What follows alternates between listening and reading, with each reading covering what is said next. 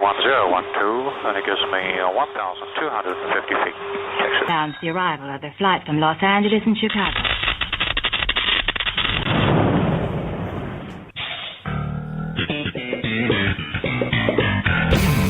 Explosion. Welcome one and all to this Friday the 13th, 2016 edition of TNZ Talk. And as Richard Zombeck shared with us yesterday, there's also a full moon. Beware, beware. Joining me now is the Z and TNZ, Richard Zombeck. And Z, a happy Friday the 13th to you. Dun, dun, dun. And a full moon. And a full moon. And my wife's traveling today. She wasn't too happy about that. Oh, she'll be fine. She'll be fine. Yeah. I'm not a superstitious person in that regard, although I do have a couple of Friday the 13th experiences that I don't want to either live or relive again, but we'll save that for some other time. And you're not superstitious? No, it just so happened that these two, and there were two, instances happened on a Friday the 13th that were pretty frickin' world-rocking, but I thought it was just coincidental. I didn't think it had anything, and still don't. I think it has anything to do with Friday the 13th, but that's just me. Yeah, well, you know, I don't have any bad stories from the Friday the 13th. Let me ask you a personal question. No. I wouldn't do that to you. Are you and I unified? Do you and I get along? Are we pretty much on the same page? I think so. Did we have to go to Washington, D.C. to do that, or have we just been able to build a rapport? We've just kind of been able to build a rapport. All right. I'm not... I am actually trying to knock somebody, but it just seems to me, Z, that the whole drama surrounding yesterday's meetings, and there were 3 of them, actually 4 if you count the meeting with his attorney at Jones Day, where James Baker happened to be, which was odd. But as we explore what happened, I want to go back to something that you pointed out a couple weeks ago, that Donald Trump is an entertainer and that he is able to adjust his positions or his personality based on a situation. So what would lead us to believe that that isn't true about what happened yesterday, which was characterized, by the way, as a positive first step in unifying the Republican Party? Yeah, that's a good question. I can't. I mean, his aides have said that too. He's an entertainer. He's said things to a degree. Well, not even to a degree. I mean, they've asked him, hey, you said this, this, and this.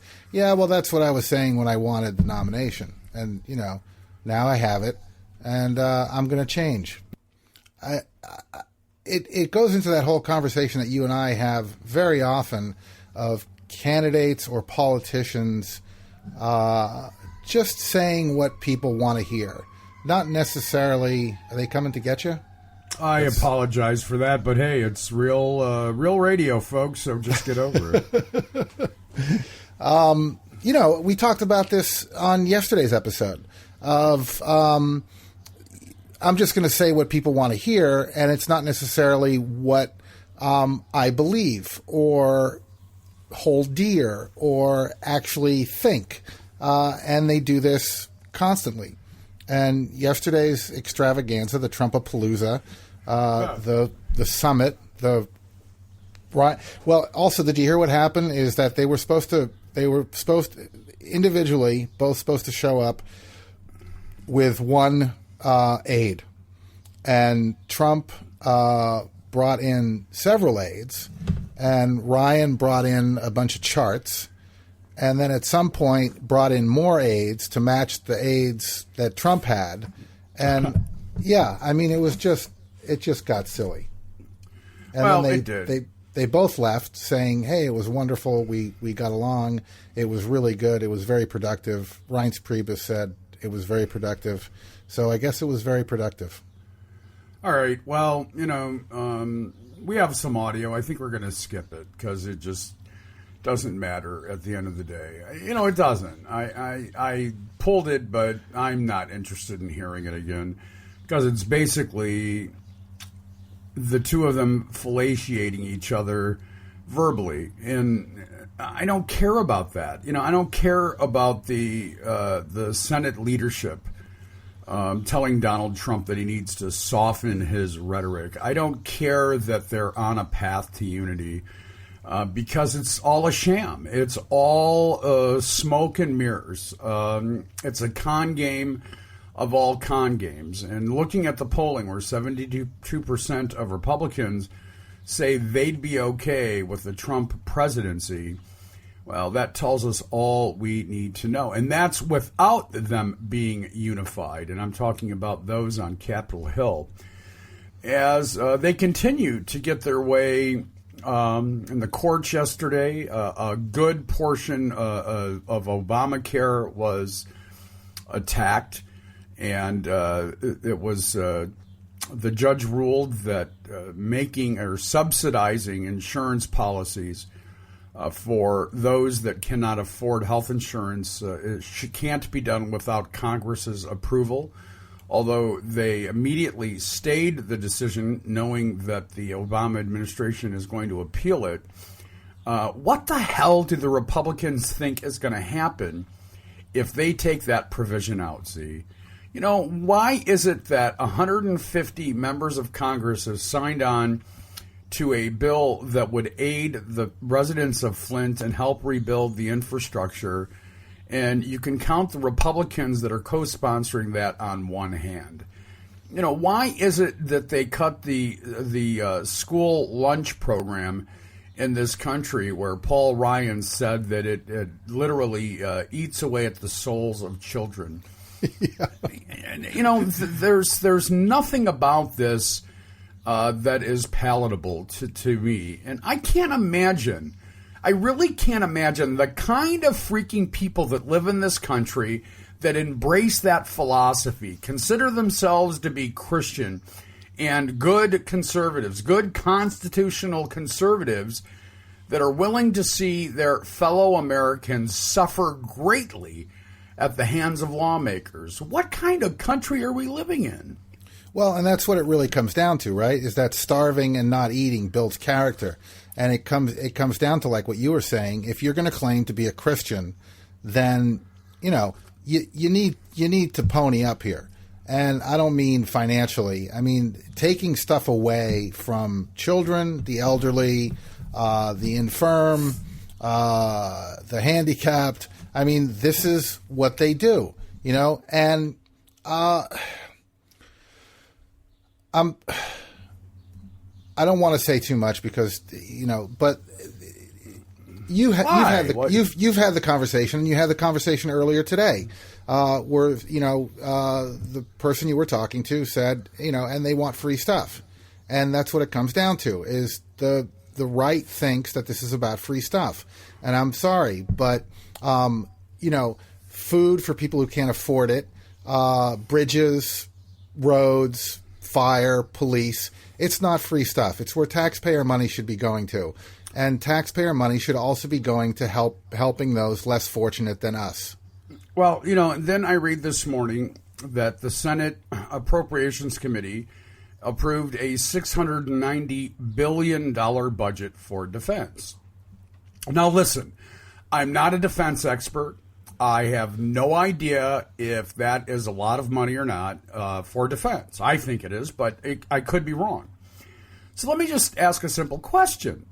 Instead of 690, make it 600 and take that 90 billion and put it toward education and feeding children and supplementing some other things that need to be. It's about priorities is what I'm trying to say.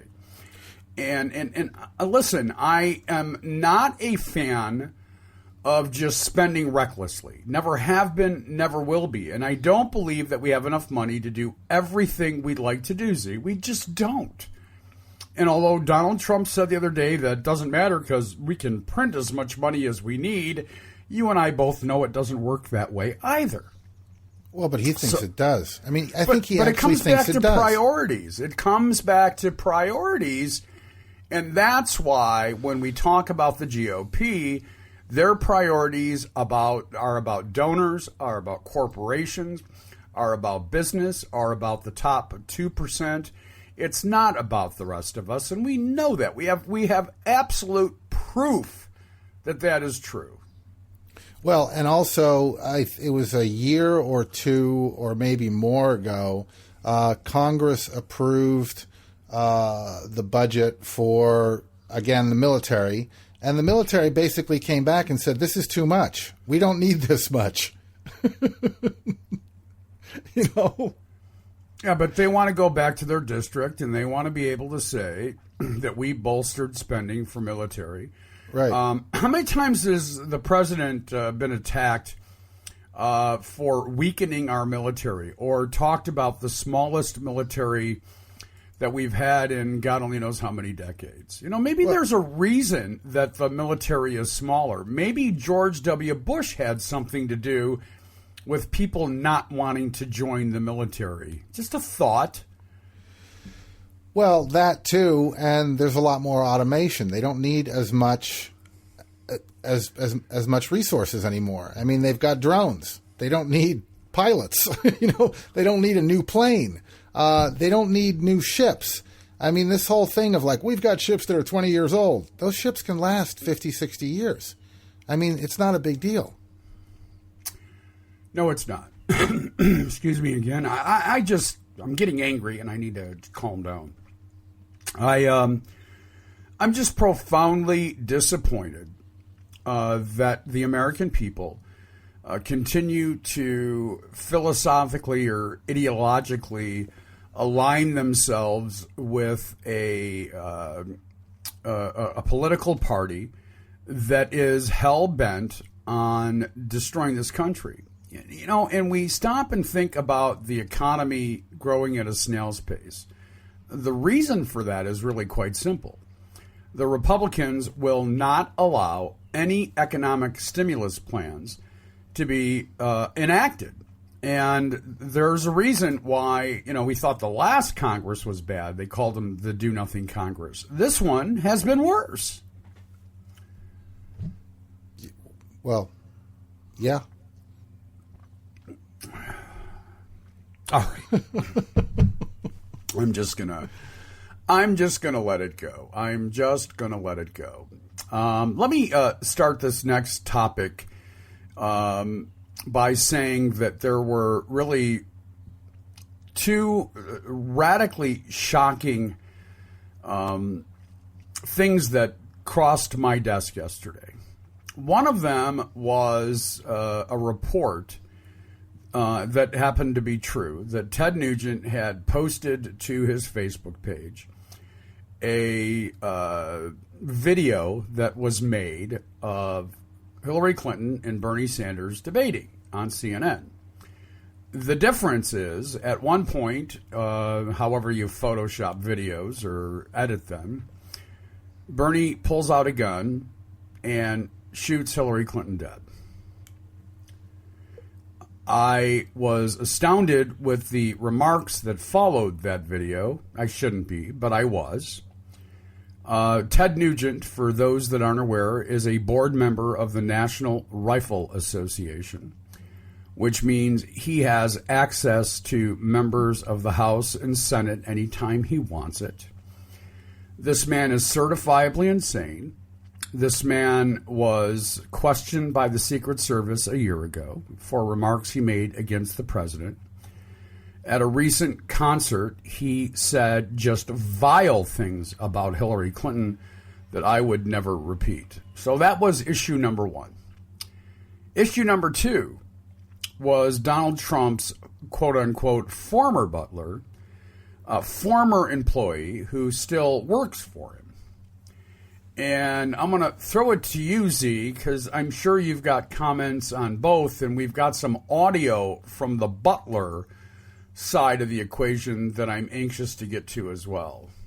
Yeah, let's play the clip from, I guess, what is it, CBS or NBC, that just kind of gives the intro on him. Sure. Yeah, let's do that. Anyone is wondering why the U.S. Secret Service is investigating Donald Trump's longtime butler, all they have to do is go to the man's Facebook page. The former butler, Anthony Senecal, as you said, is 84 years old, and here's why he may be in some hot water with Secret Service. Just yesterday, Mother Jones says Senecal posted on his Facebook page that President Obama, quote, should have been taken out by our military and shot as an enemy agent in his first term. Now, the post has since been removed, but when CNN called Senecal today for comment, he confirmed that he did write the post, so he said that he used the word hung, not shot, correcting the post, actually, and then told CNN this, quote, I'd prefer he'd be hung from the portico of the White House, or as I call it, the White Mosque. Now, he also told CNN by phone today, Anderson, that Obama is a Muslim. Threatening the life of a president, as you know, is a federal crime, which is why the Secret Service is now on the case. Yeah. And that's how it begins. I printed off his remarks, and I'll read some of that after we finish our audio. We have more. But this is bizarre. And in that piece, the reporter says, may be in trouble with the Secret Service. And so this morning when I'm talking to you, I said, oh my God, the Secret Service is going to be all over this one. I wonder what's going to happen. And you said, nothing. Yeah, exactly. And I, well, you took me by storm a little bit on that one. Anyway, let's get to this other audio. Well, and you know what Trump's supporters will think? Tell me. Nothing. Ha! Well, that's because they don't think. They won't care. So this is the let me just Mother Jones broke the story, and apparently how it broke was the writer received a link from a friend who said, hey, you might want to check this out and look into this a little more. And he did, spent way too many hours, in his words, more hours than I care to think or care to admit, and wrote the piece. And then I guess NBC did these phone interviews, and I've got two parts of it. So here's the first one. There's more than some issues with him. He's a damn traitor. Traitor. Traitor. Period. That's the way I feel. And so you think that that's, I guess, what should be done with traitors? I think he ought to be hung. I think he should be hung. I think he should be hung next to Hillary Clinton, and I think it should be public. I think it should be televised. I think it ought to be done from the portico of the White Mosque. It used to be the White House. Wow. I don't even know what to say. Please don't chuckle, please. I understand that. I know you're not laughing because it's funny, but please don't do that. Listen, I am absolutely outraged at this MFer. Outraged at him. Well, listen, there's more. He said that he didn't feel that Obama's children were his.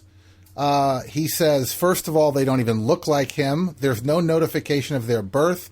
I haven't seen a baby picture yet. He then goes on to express frustration over Muslims, of course, saying that the boatloads they're bringing in here, I have no use for. I think they ought to be shot at the shore. And then goes on to name Detroit, Milwaukee as examples. Let's hear that clip. I actually think that we should designate those as nuclear bomb sites. What do you mean? We need to bomb them out. Even though they're in the U.S.? I could care less if they're in the U.S. I don't want them in the U.S. Right. They don't belong here. They belong in the sand dunes where they came from. Wow. Wow. When I sent you this story this morning, and of course you'd already seen it, my subject to you heading was wow. Yeah. Well, listen, and let me just explain, okay? I mean, I know you know this. I mean, my laughter is purely out of disbelief. It's not because I find this amusing. I mean, it's because I don't know what else to say. I mean, this is shocking to me. And not only that, Tony, but there are a lot of people in this country who think like that. You're right. You're right. And I can either be completely terrified and never leave the house, or laugh nervously about it. And so in the interview too, he's asked if what Trump would have to say about this, and he says he wouldn't fire me over this. He might tell me to tone it down, but I'm sure he wouldn't fire me. Trump is loyal.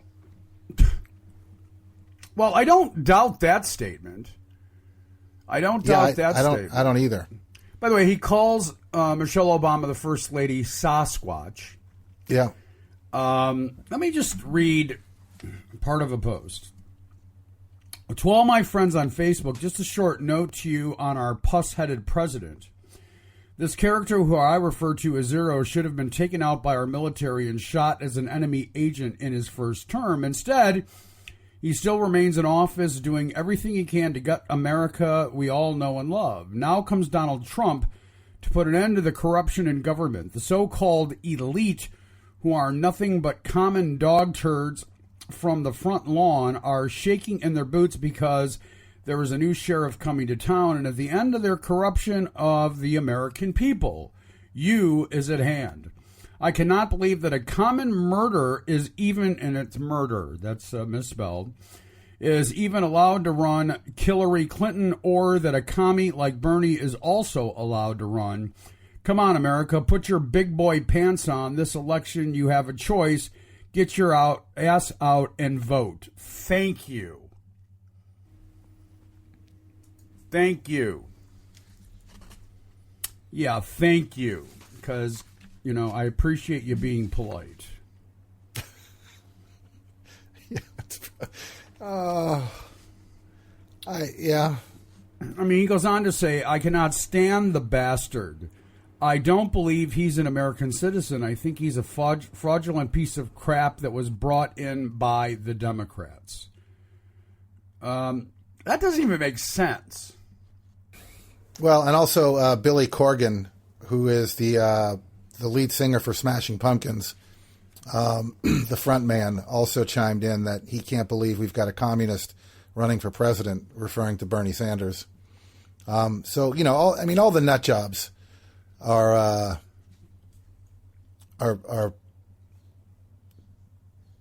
voicing their opinions, I guess.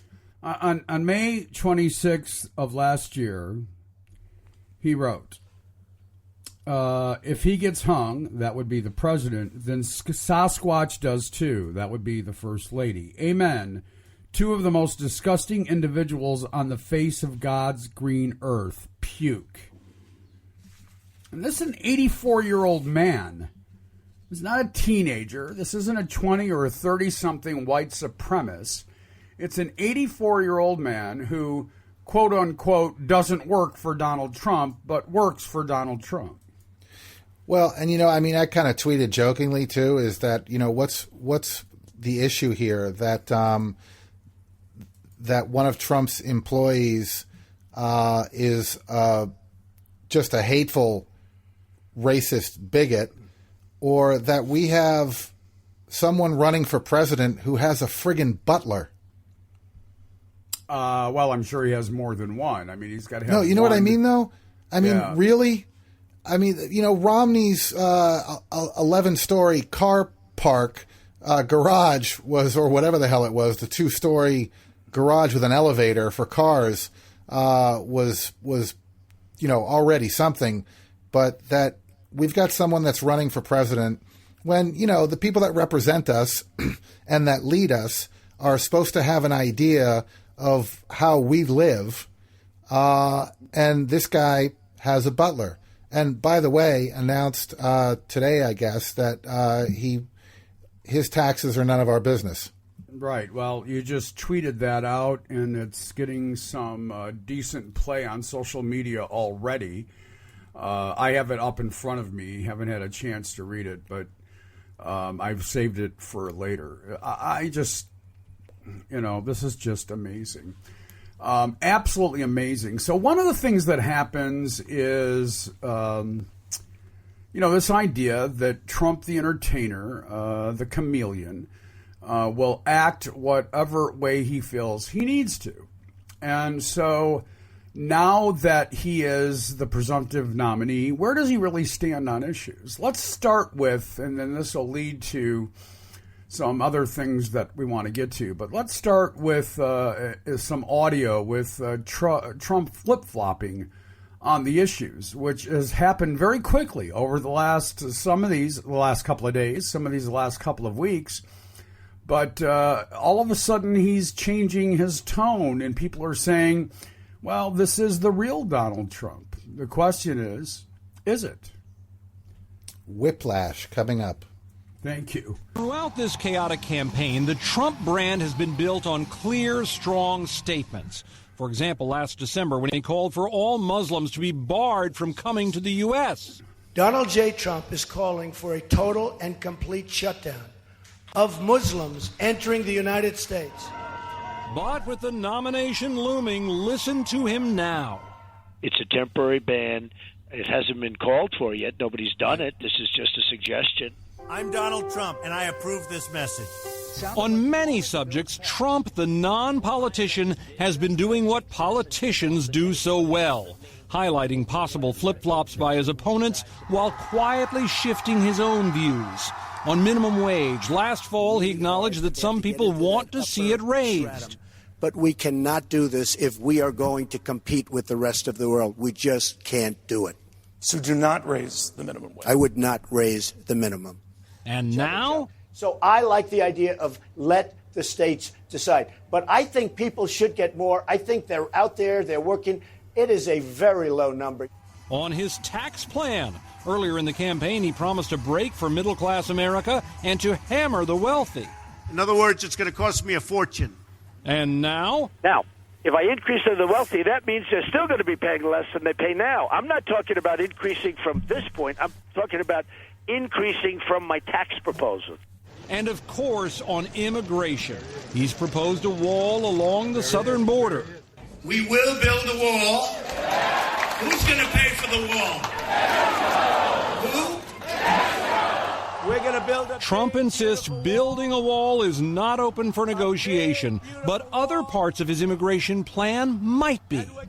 Things are negotiable. I'll be honest with you. I'll make the wall 2 feet shorter or something. I mean, everything's negotiable. Yeah, nothing in that is entertaining or funny. And, and for those loyalists of Trump, how do they feel about his flip-flopping on issues now? I don't think they care, Tony. I think, in fact, what they think is that he meant exactly what he said the first time around, and he's just toning it down to get other people on his side, and that when he becomes president, he's going to do all the things that he promised. Well, how sad that really is. One of the things, of course, was the ban on Muslims, right? But he said he would make a exception for Sadiq Khan, who is the new mayor of London, England. Well, the Paris mayor and the London mayor met, and the Paris mayor was asked during a news conference her thoughts, and this is what she had to say.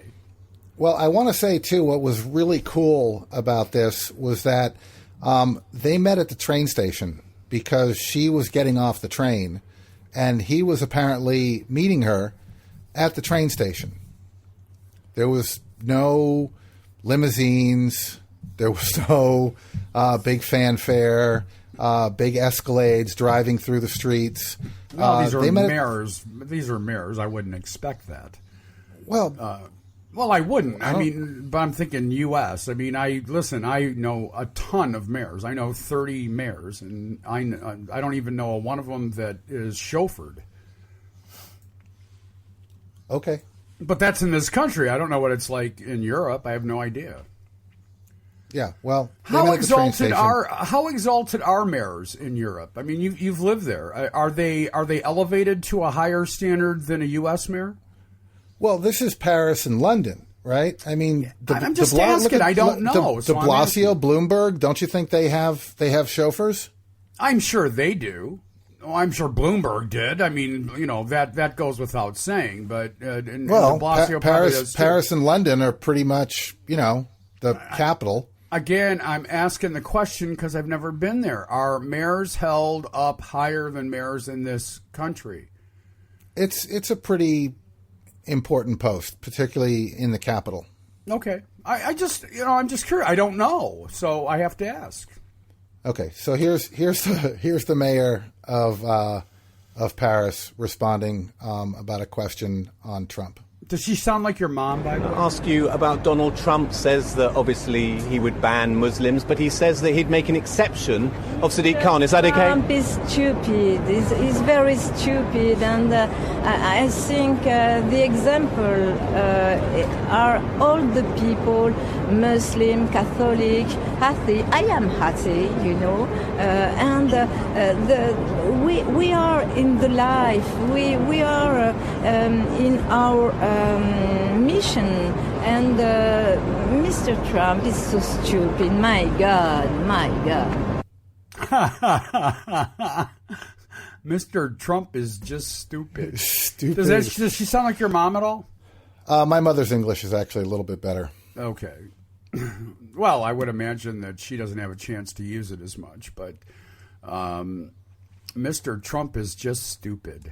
Yeah, just stupid. You think Trump says it like it is? Well, listen, and again, I didn't pull the story for today, but there's another story out that was published yesterday where world leaders are very concerned about a Trump presidency. And, we may see an influx, although I think it's illegal, but there are ways to do it that would be, I guess, legal. We may see an influx of donations from foreign countries to either Hillary Clinton or Bernie Sanders' campaign in the general. Yeah, either that or a black ops squad. Let me ask you a question. Somebody asked me this question yesterday, and I have no clue how to answer it, and you probably don't either. As you know, Donald Trump is now starting to raise money for the general election. He wants to raise up to $1 billion. Sheldon Adelson, the infamous or perhaps notorious gambling kingpin, has endorsed Donald Trump as of yesterday. And so money will come pouring in. If Bernie Sanders is the general election candidate for the Democrats, he's going to have to take money from outside individuals in order to be competitive, I would think. Don't you? Well, one would think. I mean, I'm in the same position as you. I don't really know how to answer that. Can he keep going the way he's going? I mean, the problem he has, too, is that the media doesn't seem to want to cover him. Certainly not as much as Trump. Yeah, well, I mean, nobody has gotten the coverage that Trump has got. No one. I mean, no one. What are we talking, like $6 billion now? Probably in free advertising. Yeah, and earned media, absolutely.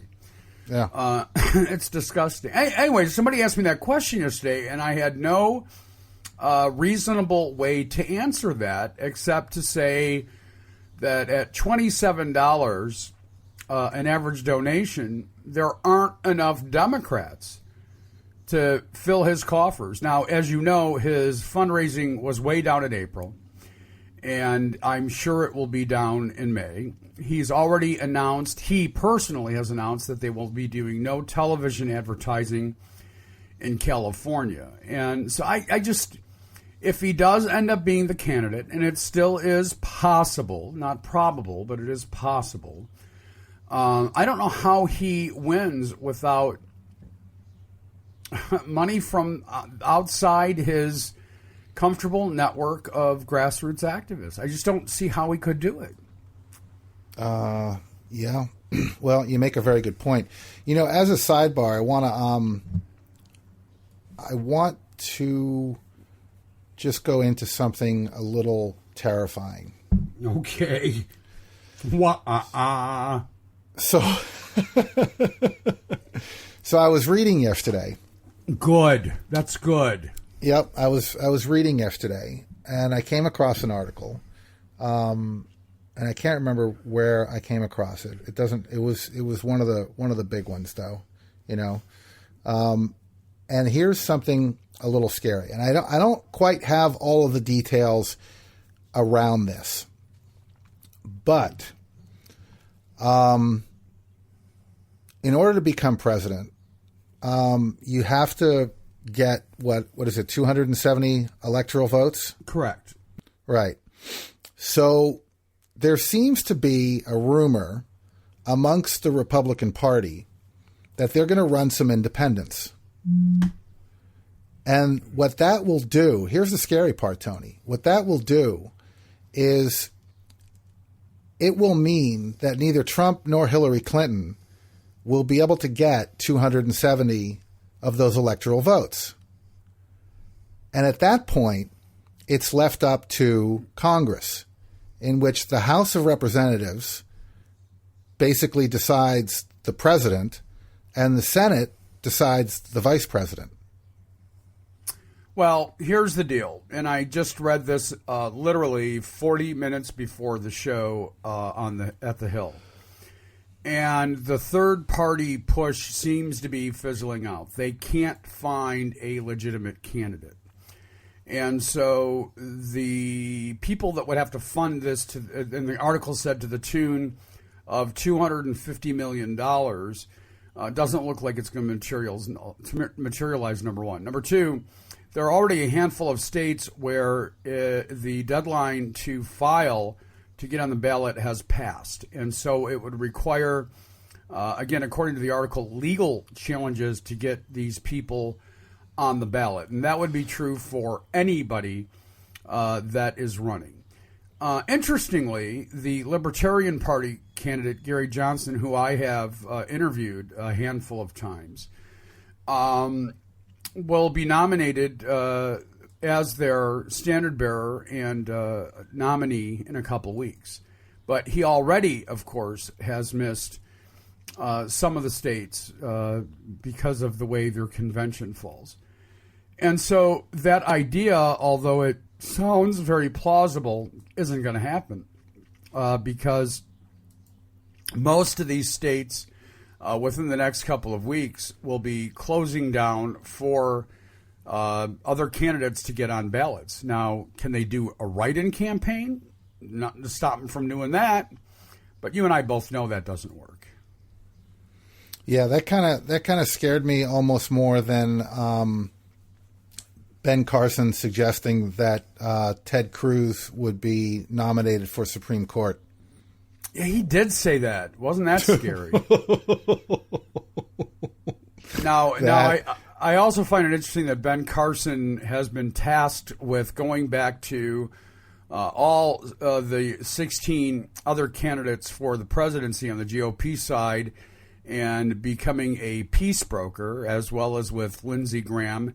And apparently he's going, and he said this in an interview, he's going to be reaching out to the Bushes, and Kasich, etc. And so it'll be really interesting. And again, I would love to be in one of those meetings with Ben Carson, who literally is just, I mean, he would be the sweetest guy in the room, right? Hey, Jeb, I completely get why you've got vitriol towards my friend Donald. But, we really, really need your support. It's just... I just want to tell everyone that, and we just all got to get along here. Yeah, absolutely. We all just got to get along. Or I'm going to stab you in the belt buckle. Well, then on the other side of the coin, and I'm going to let you take the lead on this entire conversation, because you have a plan, Richard Zombeck. You always have a plan. Elizabeth Warren has become an absolute superstar in the world of Twitter and amongst Democrats, period. And again, you have a plan, so I don't want to get in the way of that. So I'm going to throw it to you and let you set this up. I do. So as we all know, Elizabeth Warren has been tweeting fervently. We played a clip the other day of basically a conservative radio host and Scotty Brown, the famous cosmopolitan nude model and failed senatorial douche, accused her of drunk tweeting. I don't know if you know this, but I did have the opportunity to meet Elizabeth Warren. I also met her husband, Bruce. Yes, you told that story, but go ahead and take your shoulder out of joint, patting yourself on the back again. I met her husband, Bruce, and I actually liked the guy so much that I told him that I liked him and that I wouldn't be hitting on his wife because I would marry her if I had the opportunity. You know what? She might hit back, Z. But I don't mean in the way you do. I think she might physically hit back. I know what you mean. So Trump's advisor, whose name eludes me right now, Paul Manafort. Thank you. Who looks like a mobster. Hey, what you talking about, Z? Forget about it. Go ahead. Yeah, forget about it. He was on talking about Elizabeth Warren. So let's listen to that. Trump also this week got into a nasty Twitter war with Democratic Senator Elizabeth Warren. Now, to be fair, she started it. Here's one of her tweets. Donald Trump has built his campaign on racism, sexism, and xenophobia. But Trump fired back. I hope corrupt Hillary Clinton chooses goofy Elizabeth Warren as her running mate. I will defeat them both. I guess the question is, Paul, if you're trying to win over women, and you do have a problem with women according to the polls, do you really want to take on a fight with two of them, Clinton and Warren? He's taking on a fight with two politicians who are using political terms and being hypocrites about it. That's what he's taking a fight on. As far as the women's issue is concerned, that's exactly the point he's making. He's not going to allow the Hillary Clinton or Elizabeth Warren to hide behind their sex to make cases that are just hypocritical. And how is Elizabeth Warren being hypocritical? She wasn't involved in the Clinton affairs. No, the statements that she was making there were totally out of bounds, and he gave it back to her. If she can't take it, that's her problem. If she can't take it. So hide behind their sex is my favorite line. Well, that's what gets me, is that anytime a woman speaks up, you go, oh, she's playing the woman's card.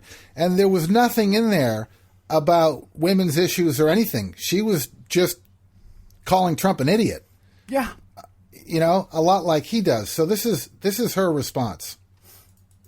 Well, last week you got in pretty big Twitter spat with Trump, actually. And you had said that he had a dangerous vision for America. Yeah. What do you think America will look like under a Trump presidency? Well, I think it will be more of a government that works for a thin slice at the top and a government that leaves everyone else behind. And the problem with that is it's not just government. It's government becomes the tool then to have the economy work that way. So increasingly, we live in a world where the economy works for a narrower and narrower slice of America, right up there at the top. You know, Washington, it works great if you can hire an army of lobbyists, if you can hire an army of lawyers, if you can afford to make $1 zillion in campaign contributions. It will work great for you. It's just not working for the rest of America. And this is our chance, right here in 2016, to change that. And during that exchange, he also called you goofy. What went through your mind when he said that first? Really? Yeah. That's the best you could come up with? Come on. I thought Donald Trump said he was a guy who was good with words, you know. Yeah. So what I like in particular about Elizabeth Warren is that she comes off, I mean, she sounds really sweet there, right? Yeah. I mean, and, you know, you see by her tweets that she's, she's got a lot more under the hood than she presents. Than she presents. Now, the next clip I want to play, and then I want to make a point on the other side of this, is she's on the banking committee, and she was questioning Leonard Shannon, and this was the exchange between the two of them. And for those that don't know, there was simply no data provided. I'm sorry, Tony. I was going to say, for those that don't know who Mr. Shannon is. Who is he? Who is he? Oh, he was he was part of the Federal Reserve. Thank you. And now works for financial institutions trying to crush the Consumer Financial Protection Bureau, which Elizabeth Warren basically started and was her idea. Absolutely. Go ahead. Thank you. There was simply no data provided to the Fed on a let me finish, please, Senator. On a statistical basis that suggested that there was a meltdown in the mortgage market in 2005 I'm sorry, and 2006. are you saying there were no data in the lead up to the financial crash that showed the increasing default rates on subprime mortgages and what they were doing to communities across America? Did you have your eyes stitched closed? There was anecdotal evidence, to be sure. I'm not but there was talking no hard anecdotal. data. Are you telling me you never saw any data about the increases in mortgage foreclosure rates before the crash in 2008? Is that what you're saying here? No hard data was presented to the Fed until the crisis erupted Mr. Chanin, in 2008. let's just be clear. If you want to defend your tenure, it's not just me or consumer advocates who are calling your Fed tenure a disaster. The Bipartisan Financial Crisis Inquiry Commission spent years looking into the causes of the crisis and identified the Fed's failure to regulate subprime mortgages as one of the key drivers of the collapse of 2008. That was you. Even former Chair Greenspan admitted that the Fed made a mistake by failing to regulate subprime mortgages. That was you. If you are still defending your time at the Fed and saying you had no information about a problem that was emerging, then frankly, that raises even more questions about your judgment. Senator, do you have a question? I do, and I will get there, but thank you for indulging me on this, Mr. Chanin. That was awesome. I liked it when she said, were your eyes stitched shut? Yeah. Well, here's the thing, right? He was part of the Consumer Financial Protection Bureau. He was working supposedly for consumers, and what he was actually doing while he was working for those two agencies was basically turning a blind eye to what was going on. And now he's gone on to work for banks and financial institutions to advise them on how to avoid fines and getting caught by the very agencies that he worked for. So that's the kind of sleazebag he is. And my point in all of this is that this is the kind of person Elizabeth Warren is. She doesn't back down. She calls it for what it is. She holds people to task. And what I don't think, this is part of a much larger story, is what I don't think that Donald Trump and his aides and his entire campaign are ready for are people like her on the left that will attack him with sarcasm, jokes, indignation, and truth, and facts, and evidence. But as you keep saying, it won't matter. Well, but it'll matter to intelligent people, right? I mean, look, there's Al Franken is on the left, Joe Biden, Barack Obama, Hillary Clinton can basically stay quiet. Her husband can interject. Schumer and his niece Amy Schumer. We have tons of comedians, late night. David Letterman has made appearances. Jon Stewart is coming back. I mean, we have a barrage of very intelligent and funny people on the left that will just attack him relentlessly. As long as Jeff Daniels isn't one of them after yesterday. Yeah, I got to say I agree with you on that. Now, you had made a promise yesterday that you kept, and I appreciate that. Lindsey Graham, maybe I'll just stop there. Lindsey Graham. The hater-in-chief. Has turned out to be a very big disappointment to me. Yeah, and for a good reason. I'll let you take this one as well. Yeah, so he was giving an interview. We've talked about Lindsey Graham. Actually, we've sung Lindsey Graham's praises on this show about how funny he is, what a little attack dog he is, and well, I just can't believe it that Donald Trump is running for president.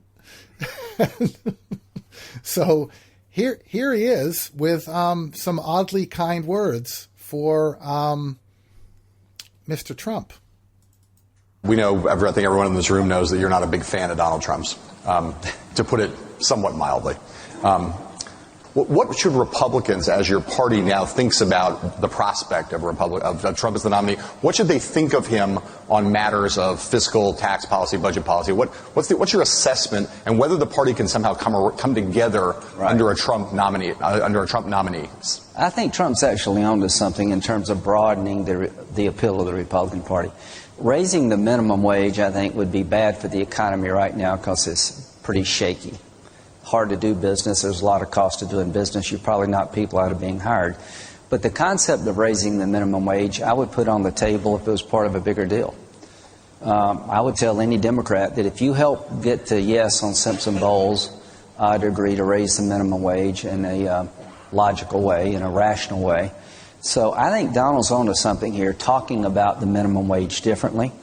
I think he's onto something saying that you should pay ordinary income versus capital gains rates on some of these hedge funds. The goal for the Republicans is to say, I'm for the working man, not just the rich man. Rich woman, working woman. That's sort of the goal. That's sort of where we're stuck. And I think he's instinctively owned to something, trying to broaden the party's appeal to working folks by putting on the table things that we normally say no to. Now, those may be the nicest words you've ever used about Donald Trump, at least in my memory. Yeah, and you got a long memory. So do we. Yeah. So I'm no longer a fan of Lindsey Graham. I mean, they're all basically acquiescing. They're fall. You know, what gets me, and we played this yesterday, was Rubio. You know, I would rather have this lunatic in the White House than a Democrat. That's what it comes down to. It comes down to warring tribes once again.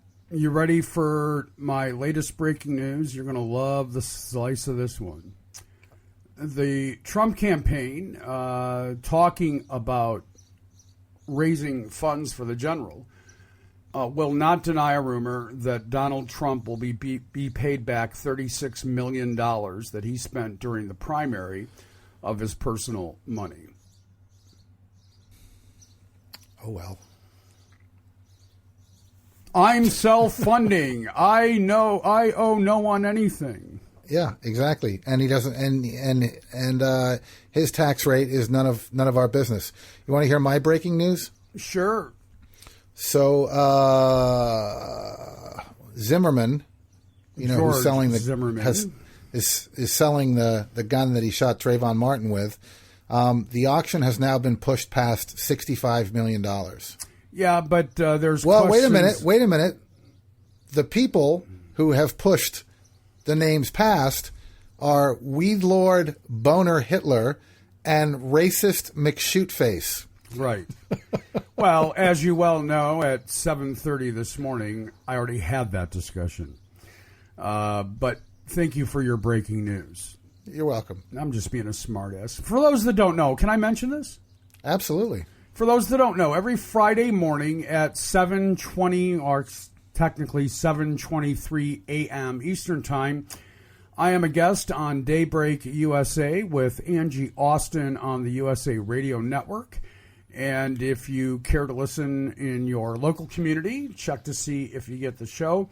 If not, I'll be posting a link to it every Thursday for Friday's show. And I look forward to spending time with Angie as we'll discuss a variety of issues moving forward. Groovy. All right. We didn't give out the information at the top of the show today. We didn't. So that said, you can find everything you need to know about us at tandztalk.com. And you'll find our phone number where you can leave us a voicemail, contact information, and, of course, our support page. We need your support.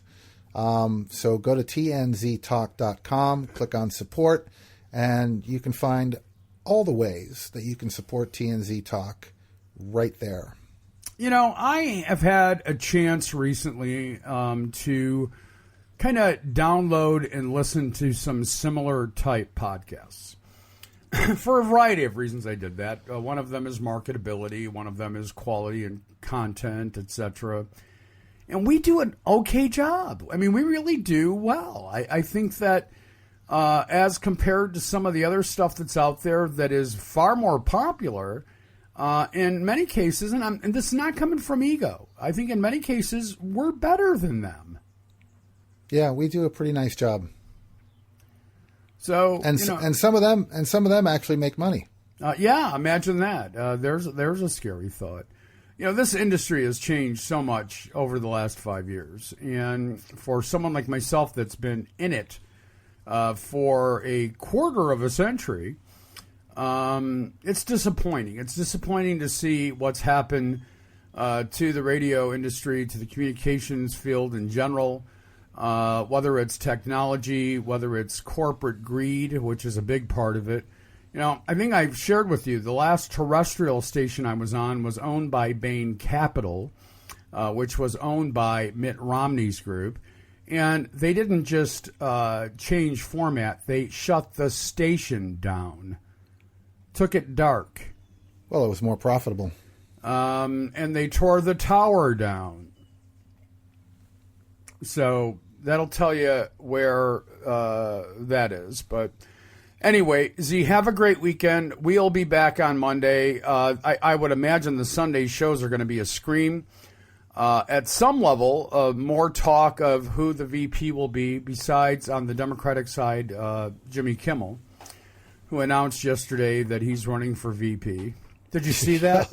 Pretty funny. Well, there's also a rumor that Trump's looking at Newt Gingrich. That's not a rumor. I think that's the truth. Oh. And Newt Gingrich would not squash that rumor.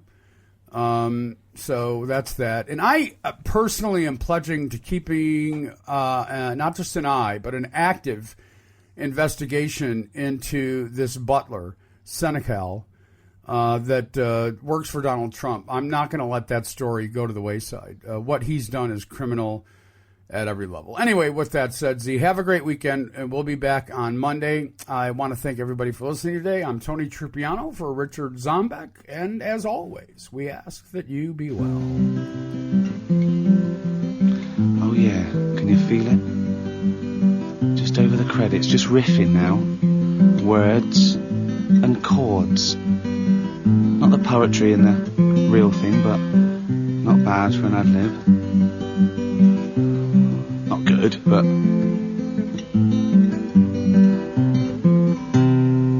and it's not long enough, so just do a little bit more, and that's nearly done. That's the final credit there. That's the end.